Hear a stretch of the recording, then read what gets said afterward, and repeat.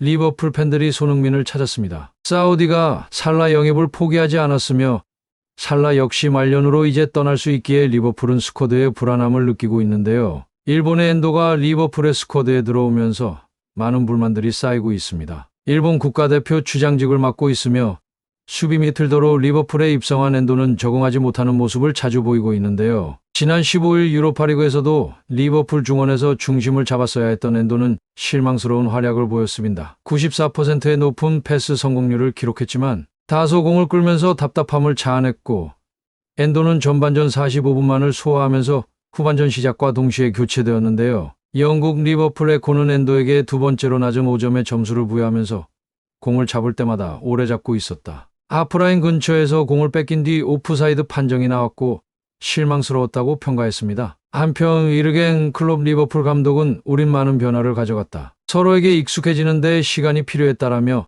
선수들을 품는 모습을 보였습니다. 한편 토트넘과 많은 차이점을 보여주면서 손흥민이 리버풀에 있었다면을 시작으로 서로가 서로에게 필요한 존재라는 말이 나오고 있습니다. 살라가 사우디로 떠날 수도 있는 만큼 리버풀도 계속해서 예의주시하고 있으며 지난 12년간 클롭이 손흥민을 영입하고자 나섰던 일화에 대해서 더욱 화두되고 있는 것인데요. 리버풀이 손흥민 영입에 착수했던 일화가 사실로 드러나면서 매체들은 보도했습니다. 영국 매체 풋볼 런던은 클롭 감독이 토트넘 호스퍼가 만약 22시즌 4위 안에 들지 못했을 경우 손흥민을 영입할 계획을 세우고 있었다고 보도했는데요. EPL은 상위 4개 팀의 다음 챔피언스리그 출전권이 주어지며 막대한 부와 명예가 쏟아지는 출전권 확보 이유만으로도 팀과 선수들에게 큰 영향을 미칩니다. 풋볼 런던 매체는 클롭 감독은 토트넘이 챔피언스리그에 나서지 못하면 재정적으로 큰 문제에 봉착할 것으로 내다봤다면서 그래서 손흥민 영입이 더 쉬워질 것이라는 계산까지 했다고 상세히 설명했습니다. 매체는 클롭 감독은 평소 손흥민을 상대팀 선수로 만날 때마다 존중을 표했고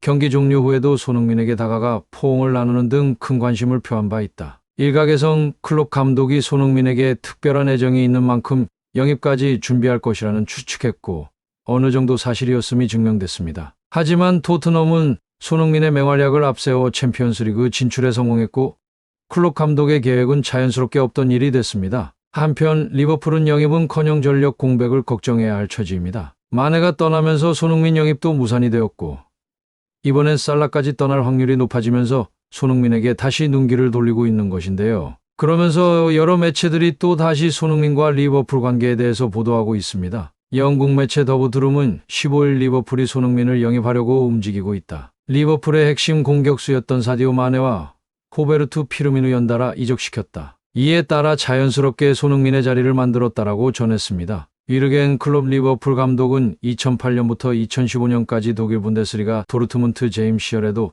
바이얼 레버쿠젠에서 뛰던 손흥민의 영입을 요청했습니다. 클롭 감독은 손흥민을 영입하지 않은 것을 자신의 큰 실수 중 하나라고 생각한다. 클롭 감독이 즐겨 쓰는 전술은 적극적인 전방 압박과 스피드 좋은 윙어를 이용한 빠른 역습 플레이를 구사하는데 그의 적임자가 손흥민이라고 생각한다고 밝혔고 이미 리버풀은 그의 이적료로 6천만 유로 약 855억 원 준비를 끝마쳤다라고 말했습니다. 현재 손흥민의 몸값을 712억으로 책정되고 있으며 토트넘에서 약 3억 4천만 원의 주급을 받는데 그보다 더 좋은 조건으로 손흥민을 맞이할 것이라고 밝혔습니다. 그러면서 리버풀이 움직이자 토트넘이 눈치를 챘고 토트넘은 손흥민을 지키고 싶어 한다고 말하고 있습니다. 토트넘은 손흥민에게 엄청난 연봉과 장기 계약으로 잔류시킬 계획이라고 엄풀하고 있는데 토트넘은 지난 여름 시장에 해리 케인을 바이에른 뮌헨에 떠나보낸 사례를 반복하고 싶지 않아 한다라고 설명했고 매체는 손흥민의 선택만 남았다. 그의 선택에 따라 2023-2024 프리미어리그가 요동칠 것이다라고 전했습니다. 한국을 대표하는 축구선수 손흥민의 포지션은 좌측 윙어로 또 중앙으로 이동해 연계하거나 직접 슈팅을 가져가는 플레이를 선호하면서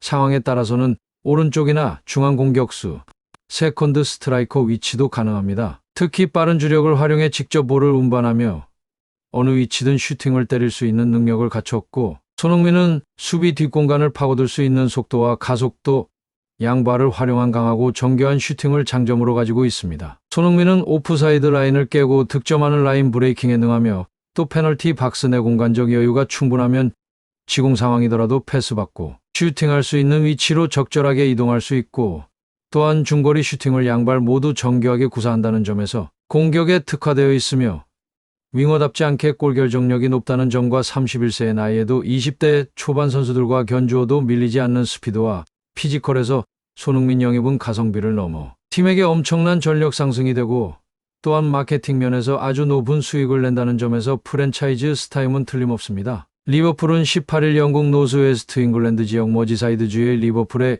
이치안 안필드에서 열린 2023-24 시즌 잉글리시 프리미어리그 17라운드 맨체스터 유나이티드와의 경기에서 0대0으로 비겼습니다. 오늘 경기에서 쉽게 볼 수 없는 진기한 장면이 리버풀과 맨체스터 유나이티드 경기에서 나왔습니다. 리버풀은 홈에서 다소 일방적인 경기를 펼치며 리버풀이 점유율 69%를 기록하며 경기를 주도했고 슈팅수도 압도했습니다. 리버풀이 90분 동안 34차례 슈팅을 날린 반면에 맨유는 슈팅 6회에 그쳤고 그러나 리버풀이 기회를 살리지 못하면서 기대 득점이 2.35골이었지만 결국 맨유 골문을 뚫는데 실패하고 말았습니다. 이번 시즌 심판의 권위가 높아지면서 많은 판정 불만과 선수들의 억울함도 같이 연출되고 있습니다. 경기 막바지엔 쉽게 볼 수 없는 장면이 나왔습니다. 후반 추가 시간 3분 리버풀 모하메드 살라가 후방에서 넘어온 패스를 향해 질주했고 맨유 디오고 달롯이 빠르게 달려와 역습을 저지하면서 직후 리버풀의 스로인이 선언됐으며 달롯은 팔을 휘두르며 강력하게 항의했는데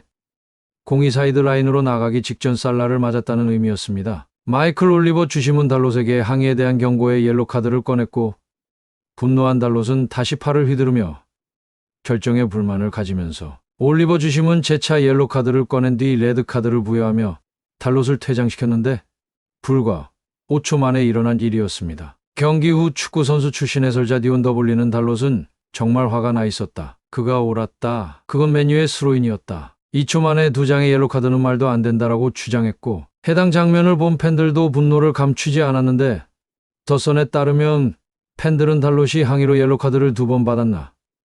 잉글랜드 심판들은 정신을 잃었다. 항의에 2번 카드를 줬다. 그들이 가는 대로 만들고 있다라고 불만을 드러냈습니다. 한편 PL은 이번 시즌부터 심판의 권위를 강화하고 있으며 경기 중 주심에게 항의하는 선수는 옐로카드를 받을 수 있고 판정 불복으로 인한 경고의 기준이 낮아졌습니다. 선수뿐만 아니라 코칭 스태프도 조심해야 합니다. 테크니컬 에어리어의 감독이나 코치 중 한 명만 서 있을 수 있으며 나머지는 벤치에 앉아야 하고 이를 어길 경고를 받을 수 있습니다. 경기 후 리버풀의 반 다이크는 맨유의 수비적인 운영을 비판했습니다. 반 다이크는 우리는 경기에서 대부분 볼을 소유하고 있었고 기회를 만들었다. 경기에서 승리를 원한 팀은 리버풀 단 하나였다. 하지만 승리하지 못해 좌절스럽다. 특히 매니전에서는 더욱이라며 리버풀의 우위를 강조했고 반 다이크의 인터뷰를 본 키는 분노했습니다.